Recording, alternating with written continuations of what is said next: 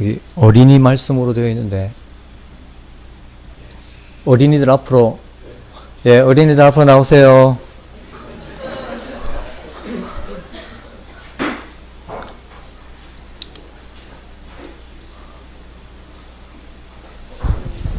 어린이 3명이에요?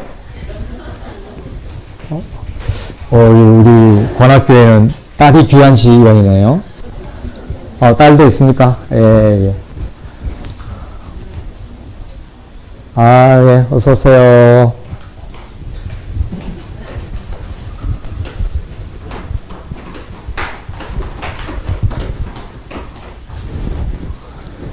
자, 어린이 여러분 반가워요. 네, 몇 학년? 4학년. 다 4학년이에요? 그렇구나. 뒤에는 몇 학년? 4살? 5살? 6살. 어린 친구 반가워요.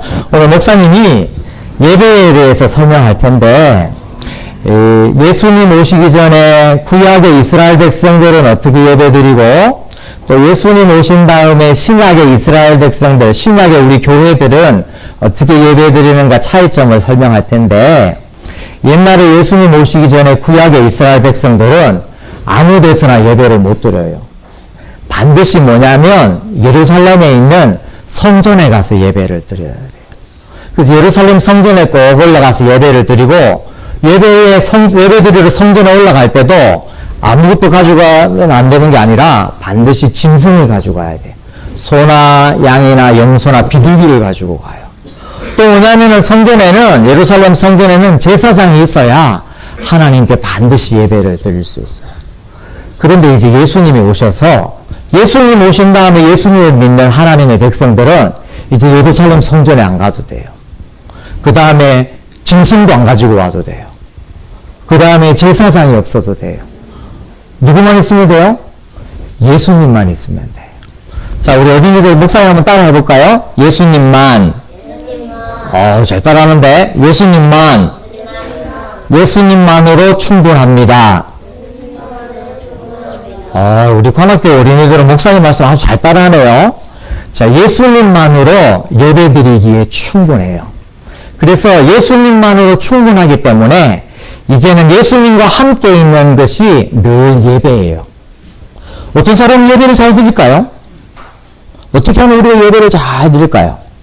자, 그래서 어떤 친구들은 생각하기에 주일날 교회를 꼬박꼬박 잘 나오는 것이 예배를 잘 드립니다. 이렇게 말할 수 있어요. 또 목사님 말씀을 잘 경청하고 집중해서 잘 듣는 것이 예배를 잘 드립니다. 이렇게 생각할 수 있어요. 맞는 말이에요. 교회도 잘 나오고 목사님 말씀을 잘 들어야 돼요. 그런데 예수님 믿는 사람은 예수님만으로 충분하기 때문에 교회 밖에서도 예배를 드릴 수 있어요. 주일날은 교회에서 예배 드리지만 교회 밖에서 다른 사람을 도와주는 것이 하나님을 기쁘시게 하는 예배가 되는 거예요. 이것이 예수님 믿는 사람의 예배예요. 그래서 집에서 엄마 아빠를 잘 도와드리는 거, 동생을 잘 도와주는 거, 형이나 누나나 오빠나 언니를 잘 도와주는 거, 학교에서, 유치원에서 나보다 약한 친구들을 다 잘 도와주는 것, 이것이 예수님 믿는 사람이 드리는 늘 예배, 항상 예배예요. 그래서 우리 관악교회 어린이들은 교회에서도 예배를 잘 드리고 또 교회 바깥에서도 다른 사람을 잘 도와줘서 예수님 믿는 사람이 잘 드리는 그런 예배 드리기 바랍니다. 자, 다 같이 해볼까요? 네. 기도하겠습니다. 기도할까요, 어린이들?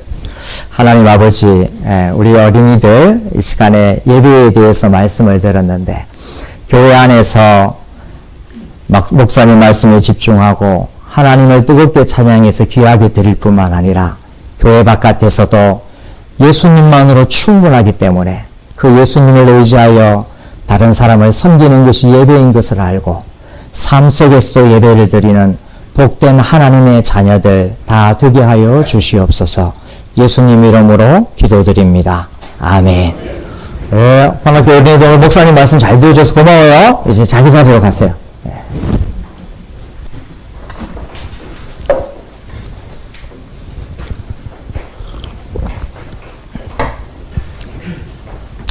자, 여러분, 오늘, 우리 담임 목사님도 안 계시고, 또 장로님이 사회를 보고, 또 낯선 설교자가 와가지고 설교를 해서 많이 낯서시죠? 저보다 낯설겠어요? 그럼에도 불구하고 오늘도 주님의 말씀을, 하나님의 예배를 사모하여서 나오신 성도님들을 주님의 이름으로 환영합니다. 이제 우리 말씀을 듣기 전에 성령님께서 우리의 마음을 비추셔서 말씀해 달라고 우리 조명을 위한 기도인데, 말씀 듣기 전에 다 같이 한번 기도할까요? 하나님 아버지,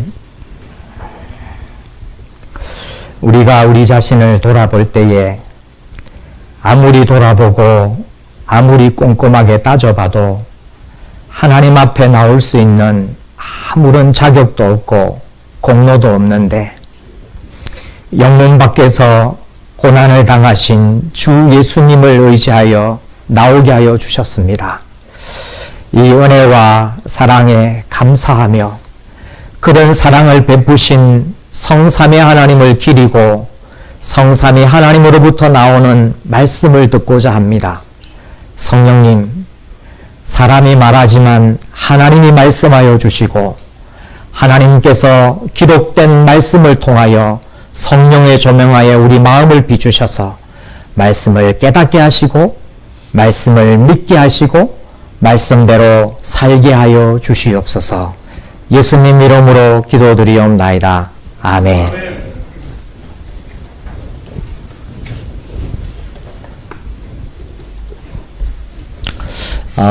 여러분,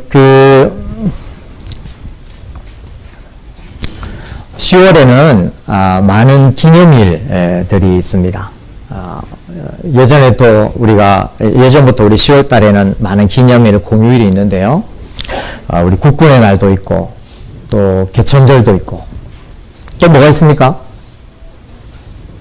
한글날도 있고, 그죠? 예. 특히 올해는 이제 추석까지 겹쳐가지고 우리가 꽤 긴 연휴를 가지기도 했습니다.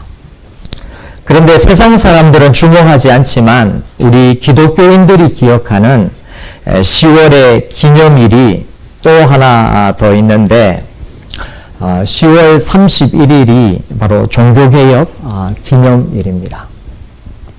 1517년에 10월 31일 마틴 루터가 비텐베르크 성당에 95개조의 반박문을, 교황청을 향하여 반박문을 붙인 것을 기념하는 기념일입니다. 그래서 올해는 꼭 그 날로부터 500년이 되는, 그래서 종교개혁 500주년이 되는 해라고 해서 여러 교회에서 종교개혁을 기념하는 행사들이 있습니다. 그래서 오늘은 특히 이제 한국의 많은 교회에서 종교개혁 기념주일로 지키는데, 우리 관악교회는 그런 거 없다면서요? 그런 거 있는 줄 알고 제목을 이렇게 붙였어요. 그래서 이제 제목을 이렇게 붙였는데, 그런 게 없다고 따로 특별하게, 우리가 늘 종교를 기억해야지, 그래서 그런 걸 특별히 지키지 않는다고. 근데 이제 여러분들 중에 아마 또 많은 분들이 지난 10월 8일, 9일인가요? 우리 교회 연합으로 하는 그 수련회 참석도 하시고, 종교개혁의 의미를 되새겨보는 그런 시간을 가진 것으로 알고 있습니다. 여러분, 종교개혁가들이 우리에게 여러 가지 좋은 유산을 우리에게 물려주었습니다. 여러분은 종교개혁하면은 무엇이 떠오르시나요? 종교개혁. 이렇게 하면 무엇이 떠오르시나요? 예. 우리 선생님 뭐가 떠오르세요? 말씀하세요. 예. 마틴 루터가 떠오른다. 그러면 감사합니다. 또 다른 분들은 종교개혁 하면 뭐가 떠오르나요? 뭐라고요? 반박문, 예, 반박문, 예, 반박문, 네, 떠오르고, 예, 감사합니다. 제가 생각한 것보다 호응이 좋아요. 예. 워낙 우리 유목사님 점잖으시고, 교회도 굉장히 좀 점잖은 걸로 해서 제가 잠깐 긴장했습니다. 근데 생각한 것보다 반응이 좋아요. 반응이 좋아요. 또 뭐가 있을까요? 뭐라고요? 면죄부. 예, 감사합니다. 잘 말씀해 주셨습니다. 이런 것들이 우리에게 떠오르고, 어떤 분들은 또 칼빈도 있고요.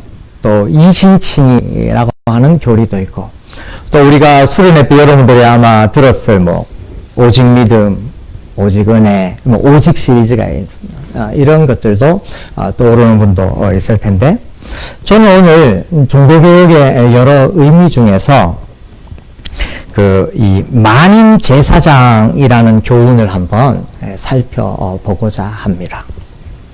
더 정확하게 말하면 모든 신자들이 제사장이다라는 개념입니다. 만인 제사장은 원래 로마 가톨릭의 특권화된 제사장 시스템에 반대하여 생겨났습니다. 다시 말하면 사제만이 하나님과 사람 사이를 중재할 수 있다는 주장에 반대하여 하나님과 사람 사이의 중재는 오직 예수님뿐이며 예수님으로 말미암아 이제 모든 사람들이 직접 하나님께 나아갈 수 있다는 믿음입니다. 예수님만으로 충분하다. 예수님을 의지하여 누구나 하나님을 예배할 수 있다는 믿음입니다. 이 믿음에 따르면 우리 한 사람 한 사람이 하나님의 제사장입니다. 그러므로 이 시간에는 제사장으로서 우리는 어떤 제사를, 어떤 예배를 하나님께 드려야 할까를 생각해 보고자 합니다. 오늘 본문 히브리서 13장은 히브리서의 결론 부분입니다. 앞서 우리가 잘 알다시피 히브리서는 예수 그리스도의 속죄 사역이 얼마나 완벽한지, 단번에 자기 몸을 하나님께 드림으로 속죄 사역을 완성하신 하나님과 사람 사이에, 그래서 중보는 오직 예수 그리스도 한 분으로 충분하다는 것을 논증합니다. 그리고 편지의 마지막에 이제 13장에 와서 그런 완벽한 중보를 믿는 하나님의 제사장들인 우리 성도들이 드려야 할 세 가지 예배 모델을 제시합니다. 그래서 예수님의 완벽한 중보를 믿는 하나님의 제사장인 우리 교회가, 우리 성도들이 어떤 예배를 이제 신약의 백성들은 드릴 수 있는지 오늘 그것을 여러분과 제가 한번 살펴보고자 합니다. 첫 번째, 히브리서가 결론적으로 우리에게 제시하는 제사는 고난의 예배입니다. 고난의 예배입니다. 오늘 주의 예배에 참석하신 그리스도 예수 안에서 형제자매된 성도 여러분, 우리의 고난이 제사가 된다는 사실을 아십니까? 우리가 그리스도를 위해 고난을 받을 때 이것은 하나님이 기뻐하시는 제사가 됩니다. 여러분, 오늘 본문 13절을 한번 보실까요?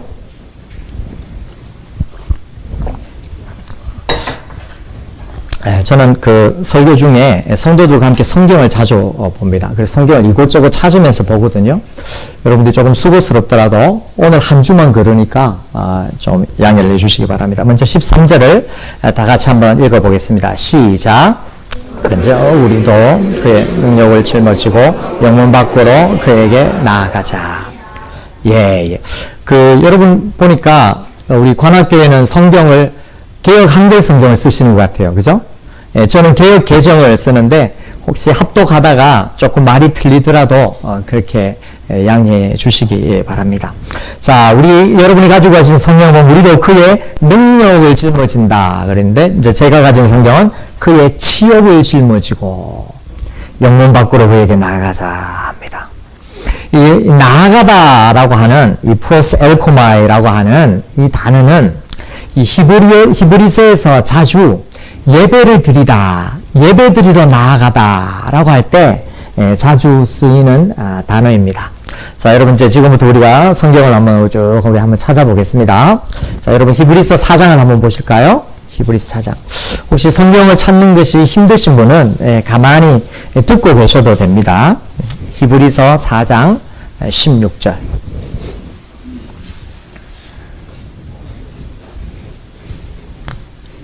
히브리서 4장 16절. 자, 다 같이 한번 읽어볼까요? 시작. 그러므로 우리는 긍휼하심을 받고 때를 따라 돕는 은혜를 얻기 위하여 은혜의 보좌 앞에 담대히 나아갈 것이니라. 나아가다. 하나님의 은혜의 보좌 앞에 나아간다. 예배는 예수님의 보혈을 의지하여 은혜의 보좌 앞에 나아가는 것입니다. 다시 한 구절 7장 25절 보겠습니다. 히브리서 7장 25절. 네, 우리 자매님 한번 읽어보실래요? 네, 자매님 한번 읽어보세요. 7장, 7장 25절 한번 읽어보세요. 그러므로 자기를 힘입어 하나님께 나아가는 자들을 온전히 구원하실 수 있으니 이는 그가 항상 살아서 저희를 위하여 강구하시니 그러므로 자기를, 예수님 자신을 힘입어 하나님께 나아가는 자.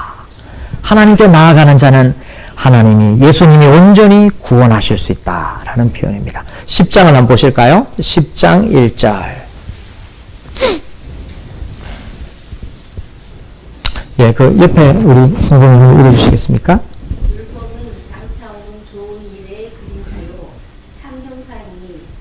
참형상이 아니므로 해마다 늘 드리는 바 같은 제사로는 나아오는 자들을 언제든지 온전케 할 수 없는 해마다 늘 드리는 같은 제사로 나아오는 자들, 예배 드리러 나오는 자, 제사 드리러 나오는 자, 율법은 온전하게 할 수 없다 이 말이죠. 자, 마지막입니다. 10장 22절 보겠습니다. 10장 22절. 우리 그 옆에 있는 형제님 한번 읽어주실래요? 네.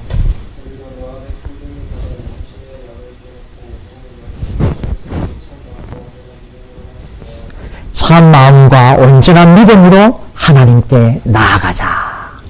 그래서 이 나아가다라는 말은 하나님을 예배한다, 예수님을 예배한다, 삼위 하나님을 예배한다는 뜻입니다. 그러므로 오늘 13장 오늘 설교 본문에 13절에 그런즉 우리도 그의 치욕을 짊어지고 영문 밖으로 그에게 나아가자 라는 말은 영문 밖에 계신 예수님에게 나아간다. 그 영문 밖에 계신 예수님을 통해 하나님께 나아간다. 예배한다는 뜻입니다. 제사를 드린다는 말입니다. 헬라어가 조금 다르지만 넓은 의미로는 같습니다. 엑셀코마이 프로스 해가지고 프로스 엘코마이하고 같은 표현입니다. 그래서 예수님을 예배한다, 예수님을 통해서 하나님을 예배한다는 암시가 들어 있습니다. 이제는 황소나 염소의 피가 아니라 영문 밖에서 죽으신 예수님을 통해서 하나님의 임재 가운데 들어가는 것입니다. 그렇다면 예수님이 죽은 장소인 영문 밖, 왜 영문 밖으로 나아갈까요? 혹은 성문 밖, 이 성문 밖으로 나아갈까? 자, 여기서 말하는 영문 밖, 성문 밖에는 두 가지 의미가 있습니다. 첫째, 이 영문 밖이라는 말은 이것은 예수님의 속죄 사역의 완성을 뜻합니다. 속죄 사역의 완성. 자, 11절에 보시면은, 오늘 보면 11절에 보면은, 이것은 유대인이 1년에 한 번씩 치르는 대속죄일에 관한 내용입니다. 11절, 시작. 이는 죄를 위한 짐승의 피는 대제사장이 가지고 성소에 들어가고 그 육체는 영문 밖에서 불사름이라. 대제사장이 1년에 한 차례 있는 대속죄일의 일식을 치르는 내용이 11절 내용입니다. 이때 유대인들은 대제사장이 자신들의 죄를 위해 지성소에 들어가 이 유대 민족의 죄를 사한다고 믿었습니다. 우리가 아는 대로 레위기 16장에 따르면 대제사장은 2마리의 염소를 택해서 한 마리는 성전에서 죽여서 그 성전에서 그 피를 지성소에 바치고 다른 한 마리는 광야로 보냅니다. 오늘 본문에 따르면 성소에서 드려진 피 외에 나머지 그 죽은 염소의 사체, 염소의 죽은 몸은 바로 영문 밖에서 불에 태운다라고 말하고 있습니다. 이러한 속죄 제사를 통해서 유대인들은 그들의 모든 죄가 용서받는다고 믿었습니다. 히브리서의 앞선 장들은 지성소에 바쳐진 이 짐승의 피처럼 자신의 피를 바친 예수님에게 초점을 맞추었습니다. 이제 오늘 본문에서는 그 사체가 영문 밖에서 불태워진 것처럼 예수님께서 영문 밖에서 고난을 받으셨다라는 것을 강조하고 있습니다.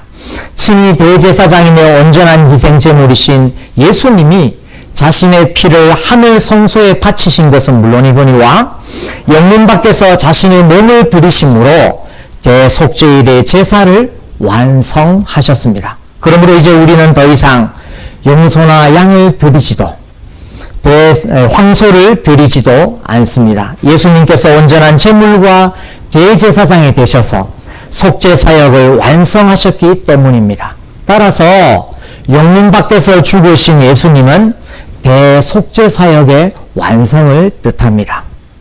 두 번째 영문 밖의 의미는 영문 밖에서 죽으신 예수님은 고난과 수치를 상징합니다. 다른 말로 하면은 예수님이 수치를 무릅쓰고 죽임을 당하셨다는 것입니다. 영문 밖은 수치의 장소입니다. 부끄러움의 장소요, 불명예요, 치욕입니다. 이것은 불결의 장소요, 부정의 장소였습니다. 이스라엘은 부정한 사람을 자신들의 성 밖으로 쫓아내었습니다. 죄인들은 성 밖으로, 문둥병자도 성 밖으로 내보냈습니다. 그래서 번호 같은 영화에 보면은 바로 이 나병 환자, 이 문둥병자들이 성 밖 굴 같은데 사는 것을 볼 수 있습니다. 이스라엘 사람들에게 성 안은 하나님이 임재하시는 거룩한 장소입니다. 하나님이 거하시는 곳에 불결하고 부정한 것은 있을 수가 없습니다. 그래서 성 밖으로 쫓아내었습니다. 그러므로 성 밖으로 나가는 것은 이들에게는 수치요 부끄러움입니다. 예수님께서 바로 그런 곳에서 십자가를 지셨습니다. 바로 그런 곳에서 수치를 무릅쓰고 우리를 위해 죽으셨습니다. 그리고 이제 그곳을 영광의 장소, 하나님의 임재의 장소로 바꾸어 주셨습니다. 예수님의 죽음의 장소는 수치의 장소이지만 동시에 그곳은 하나님을 향한 제사가 드려지는, 그래서 하나님의 임재가 있는 영광의 장소가 됩니다.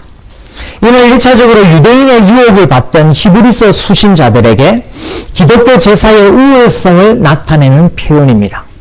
영문 안에는, 성 안에는 유대교가 말하는 성전이 있습니다.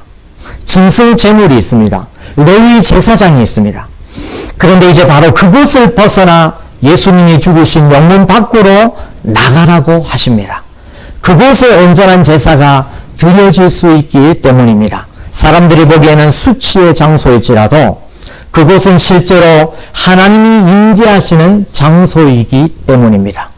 따라서 영문 밖에 죽으신 예수님께 나아간다는 말은 수치의 장소로 나아가라는 말입니다. 수치와 고난을 무릅쓰고 나아가는 것입니다. 고난의 제사, 수치의 예배입니다. 이런 의미를 강화하기 위해서 오늘 본문은 한 걸음 더 나아가 13절에 보시면은 치욕을 짊어지고 능력을 지어지고 나아가라고 그럽니다. 누가요? 우리가요. 예수님의 속죄 사역을 완성을 믿는 우리는 예수님께 수치를 짊어지고 나아갑니다. 능력을 짊어지고 나아가는 것입니다.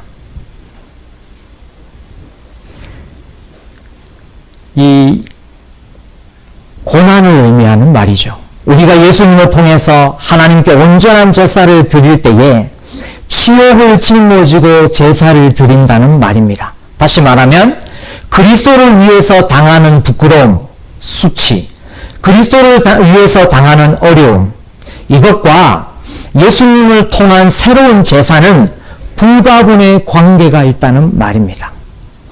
고난이 하나님을 향한 새로운 제사의 요소가 됩니다. 예수 그리스도께서 옛 제사를 완성하셨지만 완성된 제사에 하나님의 백성은 고난으로 참여를 합니다. 고난의 제사, 고난의 예배입니다. 이것은 1차적으로 유대교로부터 벗어나려 할 때 당시 유대의 그리스도인들이 겪었던 핍박을 상징합니다. 너희가 유대교로부터 어려움을 당할지라도 그 어려움을 짊어지고 영문 밖으로 나아가라 라고 격려하는 것입니다. 그러나 예수님을 위해서 당하는 우리의 모든 고난을 포괄하는 말이기도 합니다. 하나님의 백성을 위하여 받는 고난을 뜻합니다. 이렇게 할 때 성경은 두 가지 약속을 합니다. 첫째, 이 땅에서 누리는 은혜입니다. 베드로전서 4장 14절에 따르면 너희가 그리스도의 이름으로 치욕을 당하면, 능력을 당하면 복이 있는 자로다. 영광의 영 곧 하나님의 영이 너희 위에 계심이라. 다시 말하면 우리가 고난의 예배를 드릴 때에 하나님의 성령이 그 고난받는 자 위에 임하게 된다는 사실입니다. 성령님을 체험하게 됩니다. 그리고 두 번째로 고난의 예배를 드리는 자에게는 미래적 영광이 있습니다. 이 마태복음 5장 11절 12절에 보면은 예수님의 팔복 중 하나로 이런 말씀이 있습니다. 나로 말미암아 너희를 욕하고 너희가 능욕을 받고 이런 말이죠. 박해하고 거짓으로 너희를 거슬러 모든 악한 말을 할 때에는 너희에게 복이 있나니 기뻐하고 즐거워하라. 하늘에서 너희의 상이 큼이라. 자, 이런 이유에서 오늘 본문 히브리서 13장 13절은 그의 능력을 짊어지고 영문 밖으로 나아가자라고 한 다음에 바로 14절에 영구한 도성을 이야기합니다. 우리가 여기에는 영구한 도성이 없으므로 장차 올 것을 찾나니. 고난의 예배, 고난의 제사를 드린 사람에게는 장차 올 영구한 도성이 있다는 것을 말해주고 있습니다. 영구한 도성을 바라보라고 합니다. 이 땅에서는 잠시 고난을 받더라도 우리가 갈 영구한 도성에는 하나님이 주시는 상이 있기 때문입니다. 그러므로 관악교회 성도 여러분, 여러분이 가정에서, 교회에서, 세상에서 그리스도인으로 고난을 받을 때 그것이 하나님이 받으시는 제사가 된다는 사실을 잊지 마시기 바랍니다. 그리스도인으로 내가 하는 희생과 봉사는 고생스럽고 심지어 귀찮을 때가 있습니다. 그러나 그러한 수고가 예수 그리스도 안에서 드려지는 예배가 됩니다. 사람들이 알아주지 않고 심지어 사람들이 나를 무시할지라도 이 수고와 희생을 통해 하나님이 예배를 받으신다는 것을 기억하시기 바랍니다. 또한 내 성질대로 하면은 이렇게 하고 싶지만 내 기분대로 하면은 저렇게 하고 싶지만 그리스도를 위해서 교회의 유익을 위해서 참을 때에 이것이 하나님을 향한 하나님을 위한 제사가 됩니다.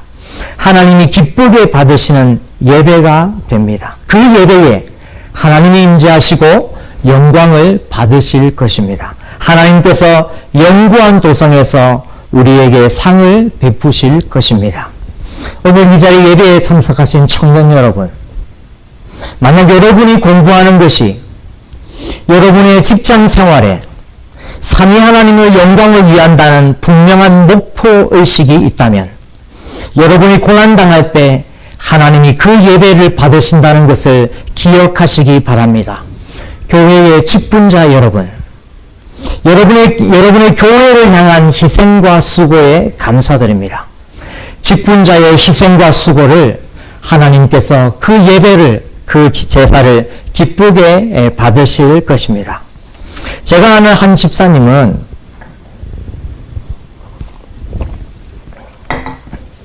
직업이 가정방문 요양보호사인데 그 일을 하다가 어느 혼자 사시는 할아버지를 전도했습니다.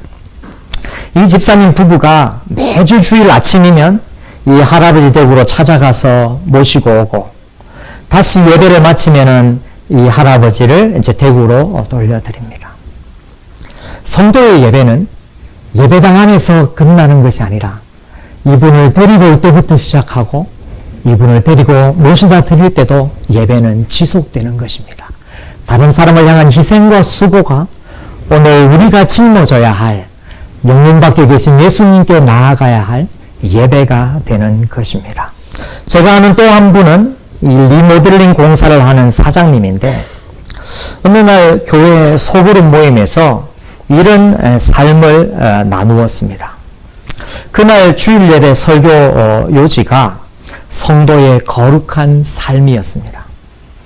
근데 이 집사님이 어느 날 그 전주에 회사 리모델링 의뢰가 들어와서 견적을 뽑아가지고 그 회사 직원에게 갖다 주었습니다. 그 견적이 한 1,800만 원 정도 된다고 합니다. 그런데 그 직원이 이 집사님에게 2천만 원으로 견적서를 쓰라고 했답니다. 이 돈이 작은 돈이 아니다 보니까 이분이 좀 고민을 했나 봐요. 그래서 결정을 못하고 하여튼 주일 예배에 참석을 했는데 그날 목사님을 통해서 주시는 하나님의 말씀, 성도의 거룩한 삶이라는 주제의 말씀을 듣고 소그룹 나눔에서 그렇게 고백했다고 그럽니다. 이런 고민이 되었는데 그냥 1,800만 원으로 적어내겠다고.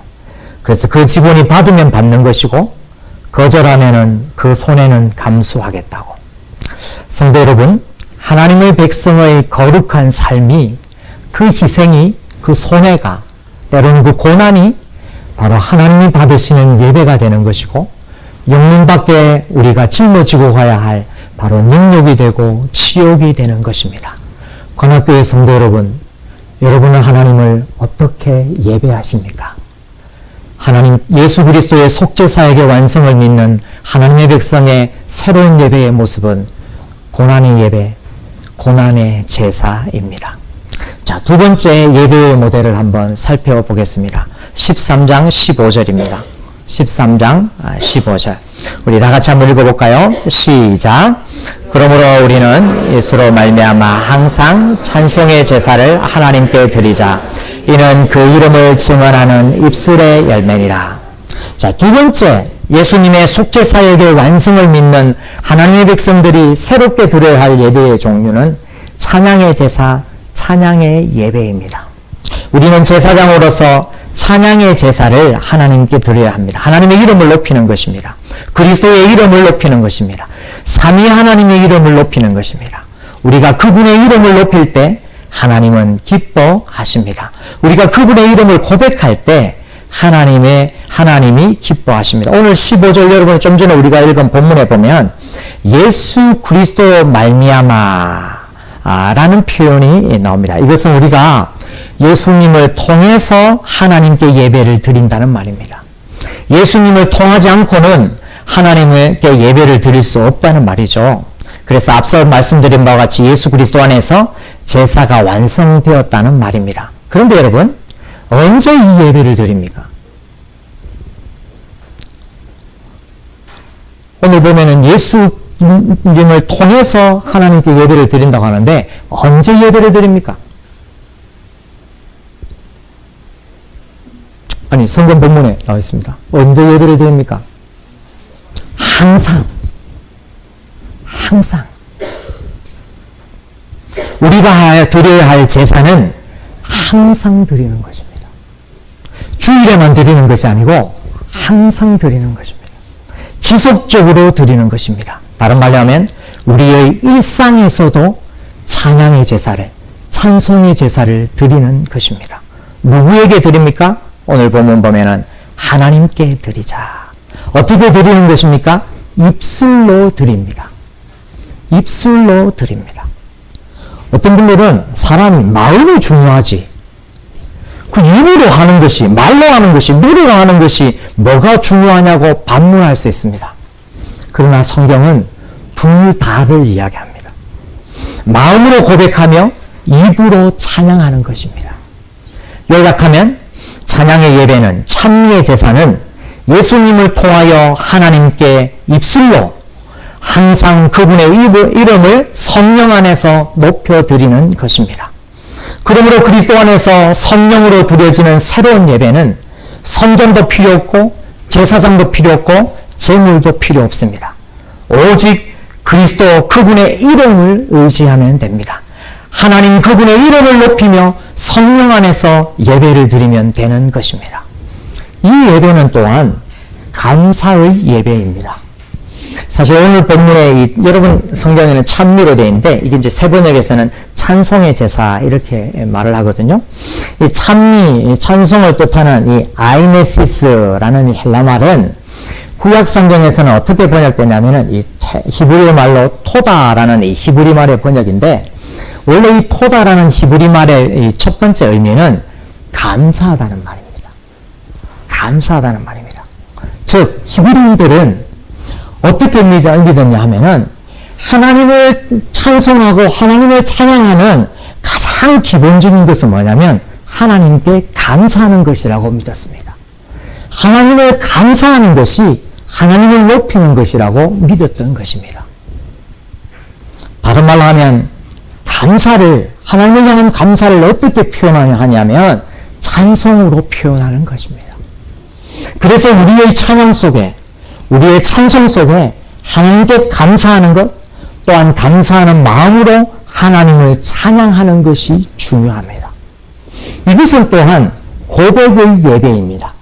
오늘 15절 좀 전에 우리 읽어보면 이는 그 이름을 증언하는 입술의 열매니라. 여러분 어떻게 증거로 되어 있나요? 여러분 성경에는 증거로 되어 있나요?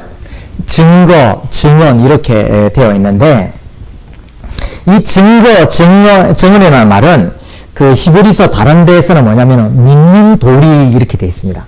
그래서 히브리서 3장에 보면은 우리가 함께 하나님 부르신 바는 그러고 있는가 우리의 믿는 도리의 사도시며 대제사장이신 예수를 깊이 생각하라. 이 믿는 도리는 이제 우리말로 좀 어렵게 되는데 다른 말로 하면 우리의 신앙 고백을 말합니다. 믿는 도리는 그 신앙을, 믿음을 고백하는 것입니다. 그래서 우리가 이 믿는 도리 혹은 우리의 그 증거, 증언 하는데 이 말은 뭐냐면 이 믿음을 공개적으로 고백한다는 말입니다. 그래서 우리의 찬송의 제사에는 감사가 들어가 있고 예수님의 이름을 하나님을 공개적으로 하나님에 대한 우리의 믿음을 공개적으로 고백하는 것입니다. 예수 그리스도를 하나님의 아들로 영원한 중보자로 삼위일체 하나님을 공개적으로 고백하는 것입니다. 이것이 찬송입니다. 찬송의 제사입니다. 그러므로 성도 여러분, 이러한 찬송과 감사와 신앙 고백이 바로 교회의 예배에 나타나 있습니다. 이것이 바로 성도들이 드려야 할 교회의 예배입니다. 그런데 오늘날 성도들이, 한국교회 성도들이 이 예배의 본질을 잘못 알고 있는 것 같습니다. 참 마음에서 우러나는 찬송과 감사와 고백으로 예배를 드리려 하기보다는 화려함과 웅장함을 통해서 예배를 드리려 합니다. 화려한 성가대와 파이프 오르간, 웅장한 교회당을 지어서 예배를 드리려 합니다. 이것은 예수님의 죽음을 통해서 세우신 제사의 원리에 배치됩니다. 히브리서가 보여주는 제사의 원리는 웅장한 예루살렘 성전을 가리키지 않습니다. 화려한 레위 성가대도 수많은 황소와 염소의 제물도 언급하지 않습니다. 오직 그리스도를 통해서 완성된 속죄를 바탕으로 그 위에서 진정한 감사와 진정한 찬송과 진정한 신앙 고백을 이야기하고 있습니다. 이것이 하나님이 기뻐하시는 제사입니다. 이 제사가 우리의 주일 예배에 그리고 우리의 주중의 삶에 있어야 하겠습니다. 제가 가르치던 그 학생 중에 그 현직 그 음악대학 교수가 있었습니다. 제가 가르치는 신학교에는 이제 직장생활을 하면 야간에도 신학 공부를 하는 그런 과정이 있는데 이분이 이제 야간에 신학 공부를 했는데 현직 음대 교수인데 언젠가 한번 식사를 같이 하자고 하면서 나눈 대화가 제 기억에 오래 남습니다. 이분은 그 프로페셔널한 오페라 지휘자이고요. 수십 년을 성가대 지휘를 한 분입니다. 몇 년 동안 서울의 한 대형 교회 성가대 지휘를 하다가 최근에 집 근처의 작은 교회로 봉사실을 옮겼다고 하더라고요. 참 여기 우리 관악교회는 성가대가 없네요. 예. 봉사할 사람이 없어서 안 하는 거예요. 철학 때문에. 예, 감사합니다.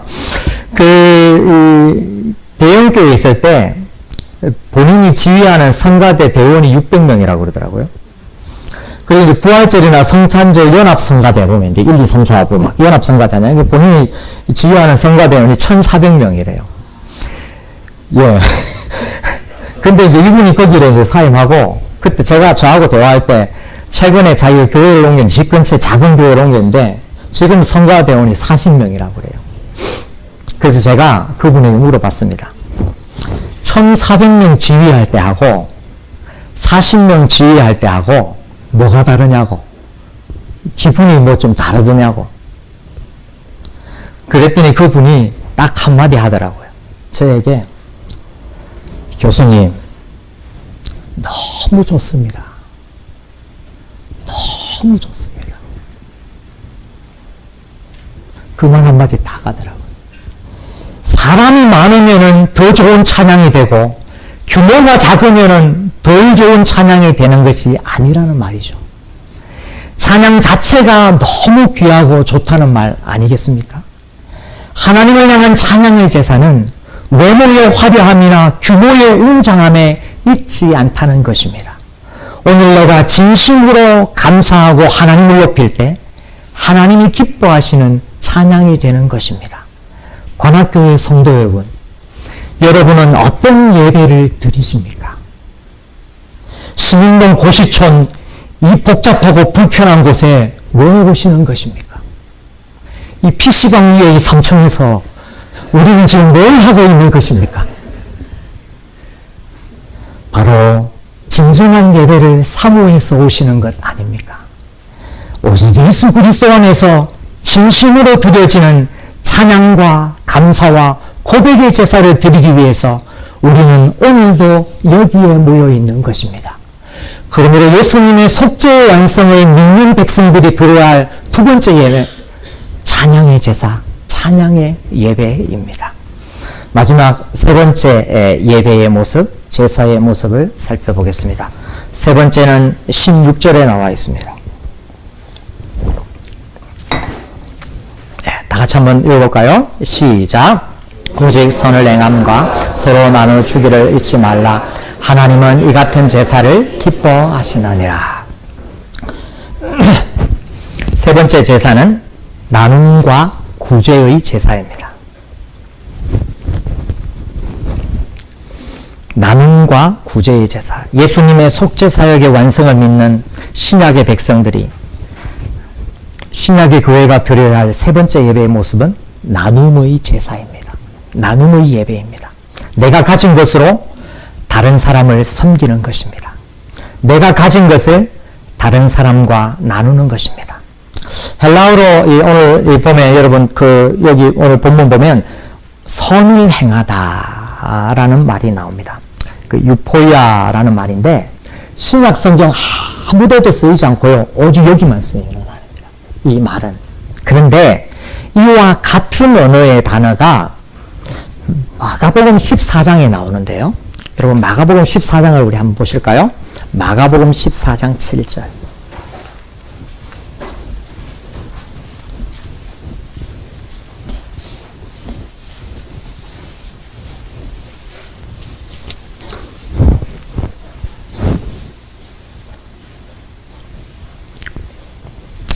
자, 마가복음 14장 7절. 우리 아까 읽으신 분 뒤에 분 한번 읽어주실래요? 네.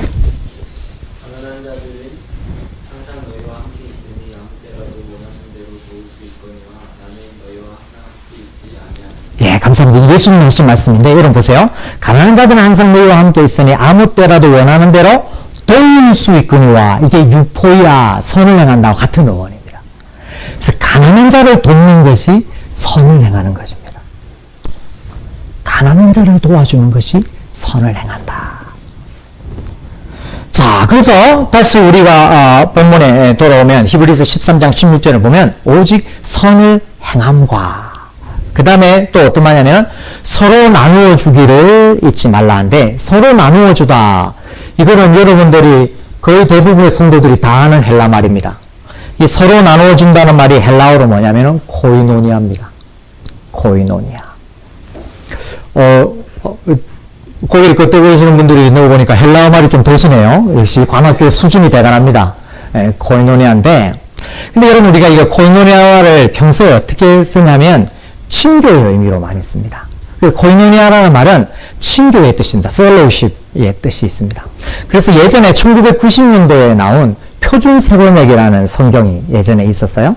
그 표준 세번역에 보면은 이것을 코이노니아를 친교로 번역합니다. 그래서 표준 세번역이 어떻게 보냐면 선행과 친교를 게을리하지 마십시오, 이렇게 하는데요. 근데 이거 잘못 번역한 거예요. 이 코이노니아라는 말은 친교라는 뜻도 있지만은 다른 뜻의 두 번째 뜻이 뭐가 있냐면은 이 가난하고 약한 자를 위해서 연보한다라는 말이 있습니다. 이것이 이 코이노니아라는 말의 뜻입니다. 자, 여러분, 제 말을 별로 안 믿는 것 같아서 제가 증거 본문을 갖다 드리겠습니다. 로마서 15장을 한번 보겠습니다. 로마서 15장. 로마서 15장 26절.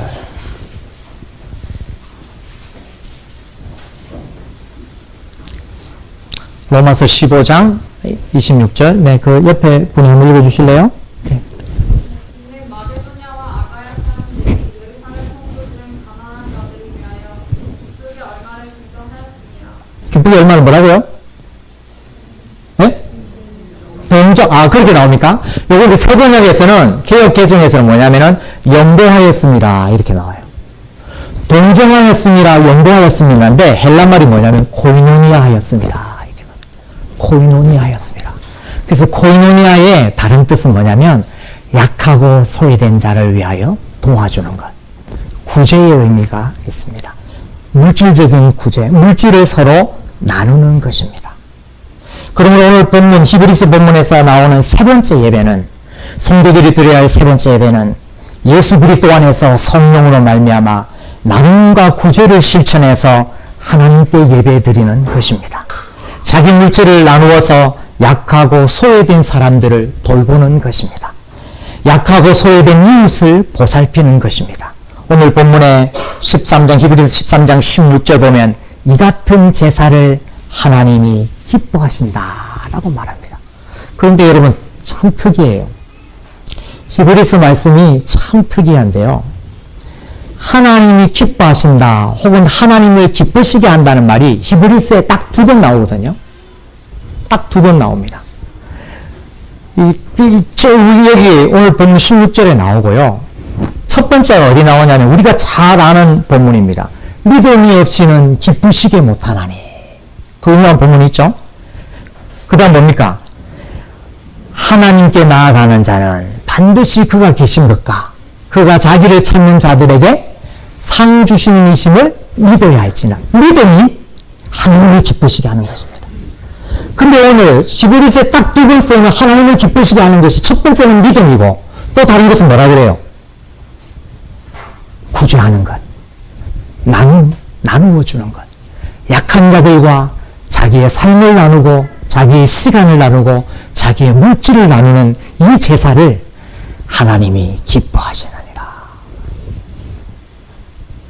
성도 여러분, 그래서 하나님의 계획에 따라 예수님의 복음을 통해서 강력한 성령의 역사로 세워졌던 초대교회는 어려운 형제자매를 도우는 것을 교회의 가장 중요한 사역 중에 하나로 여겼습니다. 사도행전 2장에 보면은 예루살렘 교회의 인상적인 모습은 무엇입니까? 각기 자기 소유를 팔아서 사도들에게 가져왔고 서로의 필요를 채워주었다. 가난한 자들, 먹을 것이 없어서 굶는 성도들, 입을 것이 없어서 추위에 떠는 성도들이 없게 하였습니다. 이것이 복음이 전파되는 곳이면은 함께 있어야 할 것입니다. 그래서 이것은 교회 안에서만 이루어진 것은 아니었습니다. 교회의 담장을 넘어 가난한 이웃들을 구제하는 사역으로 넘어간 것입니다. 여러분 죄송합니다. 성경 보면 한 번만 더 찾아볼까요? 사도행전 2장을 한번 찾아보겠습니다.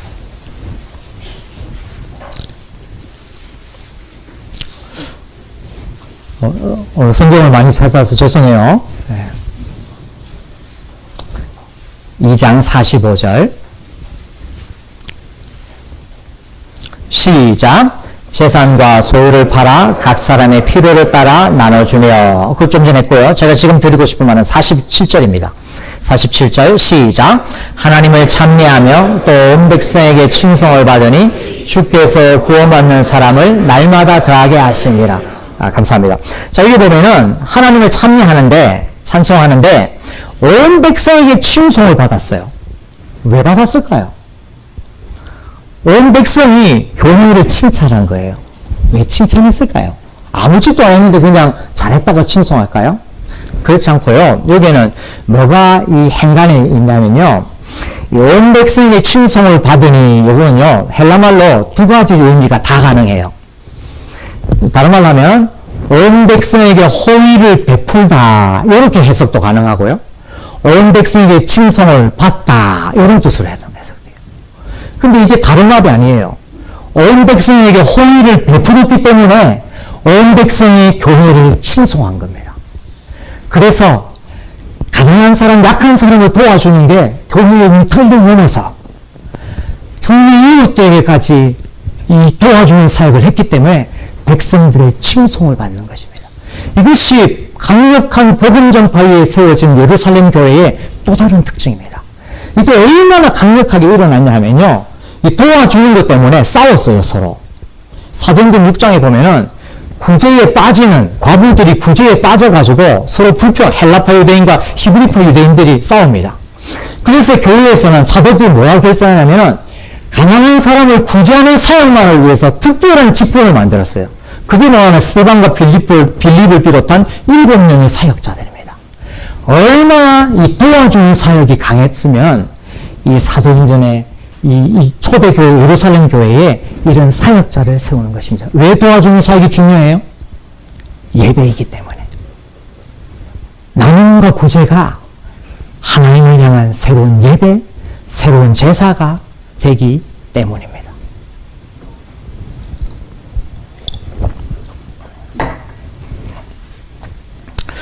제가 가르치는 학교는 그렇게 큰 학교가 아닌데요. 그래서 학생 수가 얼마 되지 않지만, 그런데 참 감사한 게요. 매년 1명 이상씩 학생들이 저를 찾아옵니다. 학생들이 저를 찾는데 봉투를 들고 저를 찾아옵니다. 여러분, 예전이나 지금이나 형편이 넉넉한 신학생이 누가 있습니까? 신학생 하면은 그저 그렇잖아요. 근데 제가 학생 복지를 담당하는 제 학생처장이거든요. 그래서 학생들이 찾아와서 자기보다 더 어려운 학생들이 등록하는데, 자기는 학생 등록사항을 잘 모르니까 저보고 자기보다 더 어려운 학생, 등록이 힘든 학생들을 위해서 사용해야 되려고 신학생들 코 묻은 돈을 가지고 저를 찾아옵니다. 심지어 어떤 때는 장학금을 받은 학생이 찾아와요. 자기는 교회에서 등록금을 지원받으니까 이 장학금은 자기보다 더 어려운 학생들을 위해서 사용해 달라고 합니다. 성도 여러분, 나눔은 하나님이 기뻐하시는 제사입니다. 하나님이 기뻐 받으시는 구제의 예배입니다. 우리가 주일날 예배 중에 힘써 연보해야 하는 이유가 바로 이것입니다. 우리가 드리는 주일 헌금은 우리의 소득이 하나님께로부터 온다는 심한 고백이지만, 그와 동시에 우리 주위의 약한 이웃을 돌보는 나눔과 구제의 예배를 위해서 사용하기 위한 것입니다. 이 제사를, 이 예배를 하나님이 기뻐하십니다. 오늘 말씀을 맺겠습니다. 관악교회 성도 여러분, 개혁교회를 지향하는 성도 여러분, 우리는 어떤 제사장이 되어야 할까요? 어떤 예배를 드리면 하나님이 기뻐하실까요? 신약 성경에서 누구보다 제사를 강조하는 히브리서는 그 결론을 맺으면서 예수 그리스도의 속죄 사역의 완성에 세워진 3가지 예배 모델을 우리에게 제시합니다. 고난의 예배, 찬양의 예배, 나눔의 예배입니다. 이 예배는 영문 밖에서 우리 죄를 대신해서 죽으신 예수 그리스도의 기초 위에 드려지는 것입니다. 예수 그리스도의 기초 위에 성령의 능력으로 말미암아 우리는 이것을 들을 수 있습니다. 내 힘으로 나누고 내 능력으로 온전히 찬양할 수 없기 때문에, 성령의 은혜 때문에 우리가 고난받고, 성령의 은혜 때문에 우리가 진심으로 찬양하며, 성령의 은혜 때문에 내 것을 나눌 수 있는 것입니다.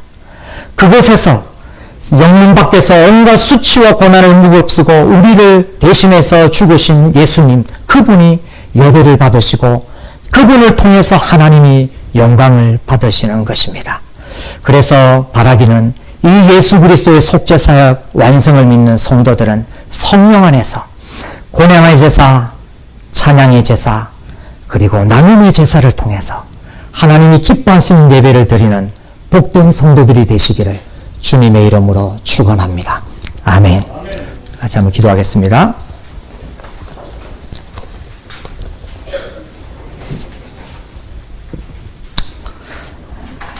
주 예수님, 우리를 위해서 영문 밖에서 능욕을 당하시고 치욕을 당하시고 고난을 당해 주셔서 감사합니다.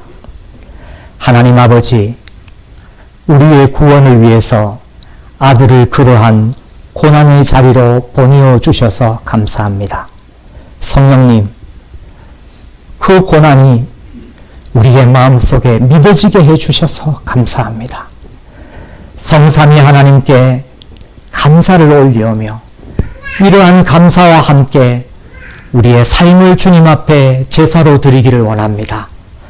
우리 자신의 죄악된 본성에서는 이 온전한 제사를 드릴 수 없사오니 예수님의 보혈을 믿을 때에 성령께서 우리의 마음에 우리의 삶 속에 역사하여서 우리가 예수님의 이름 때문에 고난당하게 하여 주시고 우리의 진심으로 하나님을 향한 감사와 고백이 있게 하여 주시고 또한 우리 주위에 약하고 어려운 이웃들을 도울 수 있는 마음과 힘을 주셔서 고난의 예배, 찬양의 예배, 나눔의 예배를 통하여 하나님을 기쁘시게 하는 복된 우리가 다 되게 하여 주시옵소서.